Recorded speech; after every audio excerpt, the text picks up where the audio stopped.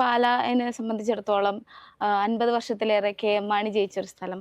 പിന്നീട് മാണി സി കാപ്പം വരുന്നു. അതായത് ഈ പാലാ എന്ന മണ്ഡലത്തിന് മാണി എന്ന പേരിനോട് ഒരു പ്രത്യേകതരം പ്രണയമുള്ള പോലെ തോന്നിയിട്ടുണ്ട്. അപ്പൊ ഇത്തവണയും ഒരു മാണി എഫക്റ്റ് ഉണ്ടാവും.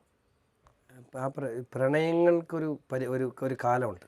ആ കാലം കഴിയുകയാണ്. അത് ഈ മാസം ഏപ്രിൽ മാസം 9-ാം തീയതി ആ പ്രണയം അവസാനിക്കും. പിന്നെ ഞാൻ പാലായെ ഞാനിങ്ങ് എടുക്കും.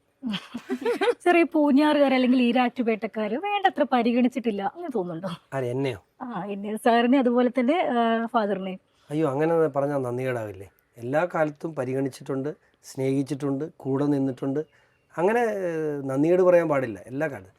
കഴിഞ്ഞ തെരഞ്ഞെടുപ്പിന് ഈരാറ്റുപേട്ടയുമായി ബന്ധപ്പെട്ട് ഉള്ള പ്രശ്നം നമ്മുടെ നാടിൻ്റെ ഒരു വലിയ ഇഷ്യൂ ആണ്.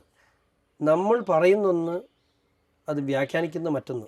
അത് നിങ്ങൾ ചാണ്ടുകാരും മോശക്കാരല്ല കൊണ്ട് എത്തിക്കുന്നതിൽ. കാരണം PC ജോർജ് ശബ്ദിച്ചത് മുഴുവൻ SDP പോലെ അല്ലെങ്കിൽ ജമാഅത്തെ ഇസ്ലാമിയെ പോലെയുള്ള രാജ്യവിരുദ്ധ തീവ്രവാദ ശക്തികൾക്കെതിരെയാണ്. പക്ഷേ അത് മുസ്ലിം വിരോധമായി ചിത്രീകരിക്കപ്പെടുകയാണ്. അപ്പം ഞാൻ എൻ്റെ ജീവിതത്തിൽ, നിങ്ങൾ എവിടെയാണ് പരിശോധിച്ചോ, എൻ്റെ ജീവിതത്തിൽ ഞാൻ ഇന്ന് വരെ പരിശുദ്ധ ഖുർആനെതിരെയോ അല്ലെങ്കിൽ മുഹമ്മദ് നബിക്കെതിരെയോ ഒരു വാക്ക് ഞാൻ മിണ്ടിട്ടില്ല. മുസ്ലിം എന്ന വിഭാഗം അല്ലെങ്കിൽ സമുദായം മോശമാണെന്ന് ഞാൻ പറഞ്ഞിട്ടില്ല.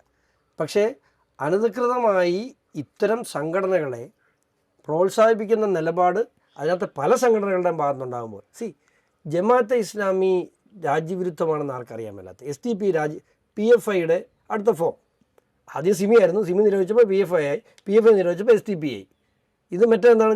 ജമാഅത്തെ ഇസ്ലാമിയുടെ പൊളിറ്റിക്കൽ ഫോമാണ് വെൽഫെയർ പാർട്ടി.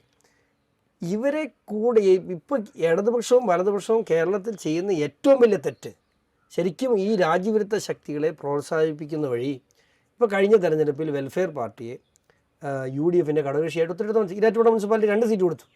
അപ്പം ഇവർക്കൊരു ജനാധിപത്യത്തിൻ്റെ പരിവേഷം കൊടുക്കുകയാണ്.